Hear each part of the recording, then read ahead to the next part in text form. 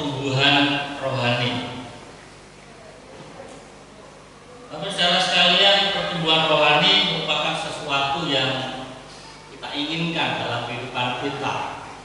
Sebenarnya berbicara bertumbuh secara rohani, gambarannya itu sama seperti perkara secara jasmani, ya. Dari bayi, kemudian anak-anak, remaja, pemuda sampai dewasa. Secara jasmani seperti itu, dan sebenarnya hal yang sama juga di dalam perkara rohani, bahwa dikatakan pada saat kita baru bertobat, kita baru mengenal Tuhan, digambarkan kita ini seperti baby, seperti bayi. Dan jelas berbicara tentang situasi rohani kita, juga berbicara tentang apa yang kita konsumsi, apa yang kita makan, itu juga memiliki pengaruh terhadap pertumbuhan rohani kita, atau sebaliknya kondisi kita akan menentukan apa yang kita makan. Kalau saudara sekalian, kita akan baca lebih dahulu di dalam surat Petrus yang pertama, 1 Petrus pasal yang kedua ayat yang kedua.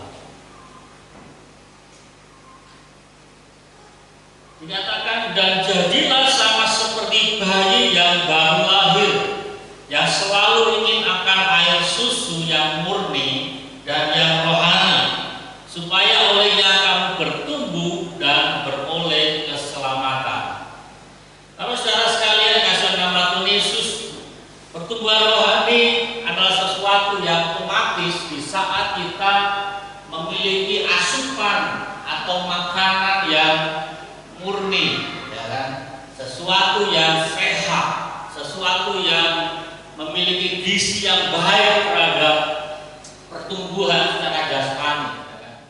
Tapi saudara sekalian, dan hal yang sama juga bisa itu terjadi di dalam hal perkara rohani. Secara rohani ada banyak anak-anak Tuhan yang mengalami stunting rohani, ya kan? Nanti kita akan lihat bagaimana pernyataan firman Tuhan bahwa ada orang-orang Kristen ya secara usia seharusnya sudah bisa menjadi pengajar, sudah harusnya dewasa, tetapi makanannya masih hanya susu, ya. Secara rohani mereka sulit untuk bertumbuh. Tapi saudara sekalian, pertumbuhan kita akan mengarah kepada sebuah namanya keselamatan, ya kan? Jadi supaya kita bertumbuh dan beroleh keselamatan, pertumbuhan rohani kita akan memiliki dampak sebuah kekekalan. Tapi saudara sekalian, dan akhirnya juga tidak sedikit orang-orang yang mengalami kegagalan dalam imannya. Tapi saudara sekalian, pertumbuhan rohani merupakan tanda bahwa seorang Kristen memiliki kehidupan dan kesehatan rohani yang baik. Tapi saudara sekalian, namun sebaliknya, ketika kesehatan rohani kita, kehidupan rohani kita tidak mengalami sesuatu yang baik, maka pertumbuhan adalah sesuatu yang sulit. Apa artinya kesehatan dan rohani yang tidak baik? Ada banyak orang-orang Kristen yang masih terikat dengan okultisme. Apa itu okultisme? Okultisme adalah keterlibatan orang Kristen di dalam kuasa-kuasa kegelapan. Ada orang-orang Kristen yang masih terlibat di dalam perkara-perkara perdukunan. Hal itu adalah sesuatu yang membuat kerohanian orang Kristen menjadi tidak baik. Kehidupan Kristennya nggak baik, sehingga pertumbuhan rohaninya tidak mungkin bisa berjalan dengan baik. Atau juga orang-orang Kristen yang kehidupannya masih bersentuhan dengan segala macam penyembahan berhala, dengan takbiat daging, dengan hidup jatuh bangun terus bergumul terus di dalam hal dosa, lemah di dalam kehidupannya.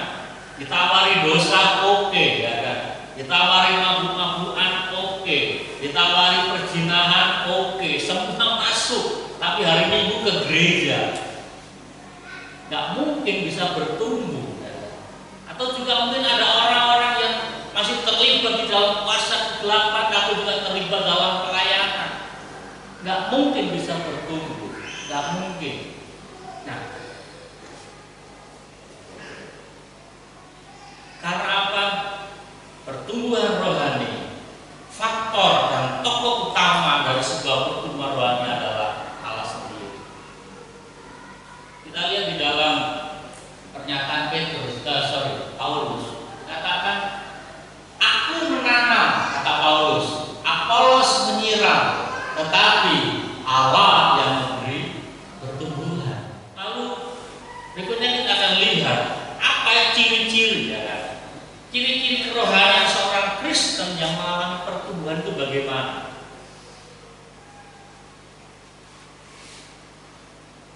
Pertama adalah mengarah kepada sebuah kedewasaan.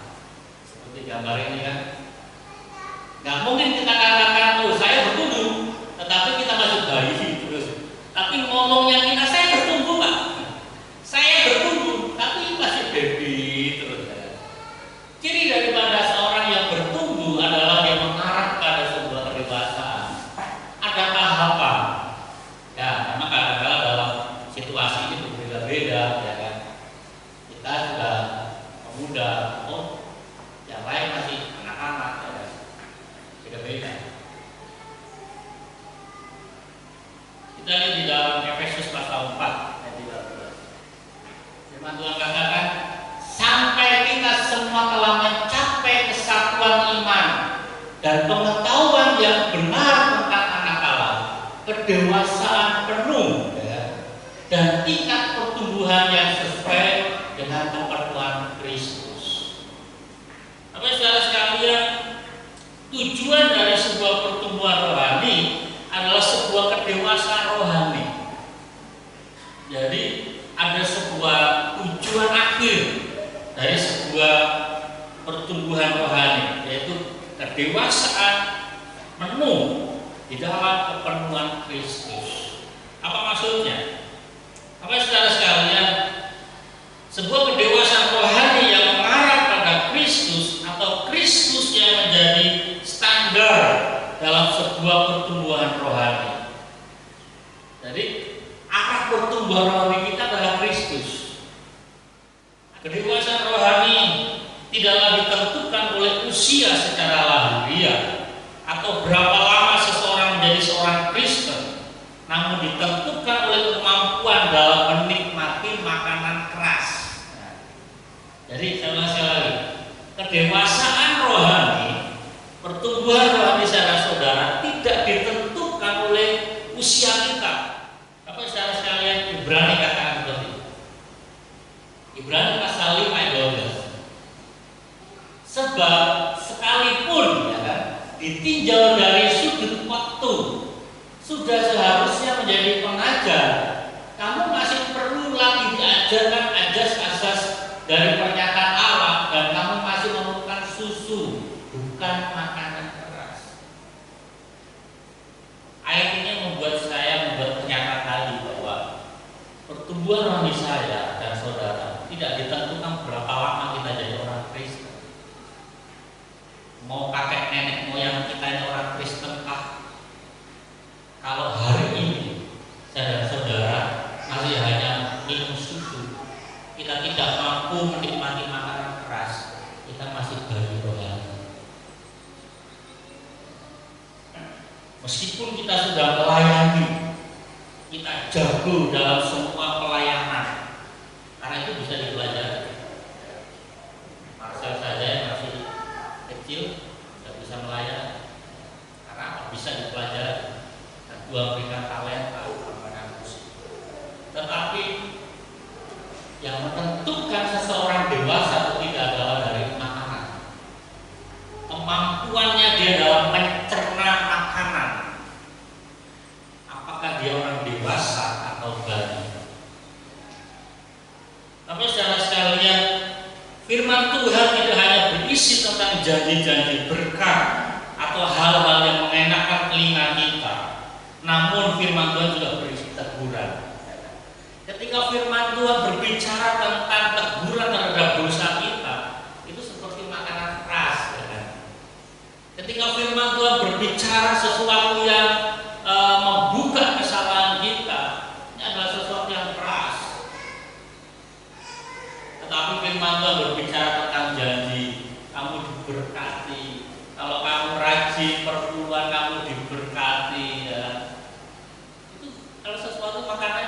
susu gitu loh, yang hanya mengenakan kita. Yang kedua, ciri daripada sebuah pertumbuhan adalah kemampuan untuk menilai. Apa saudara sekalian, seperti perkara jasmani, manusia memiliki berapa? 5 panca indera. Berapa pendengaran, ciuman, ngecap, mata, rasa. Ada 5 panca indera. Kita lihat di dalam Ibrani pasal 5. Ibrani pasal 5 ayat 14 dikatakan, tetapi makanan keras adalah untuk orang-orang dewasa yang karena mempunyai panca indera yang terlatih. Untuk apa? Membedakan yang baik daripada yang jahat. Jadi tadi dari awal sudah saya sampaikan bahwa pertumbuhan jasmani, pertumbuhan rohani itu sama dengan pertumbuhan secara rohani.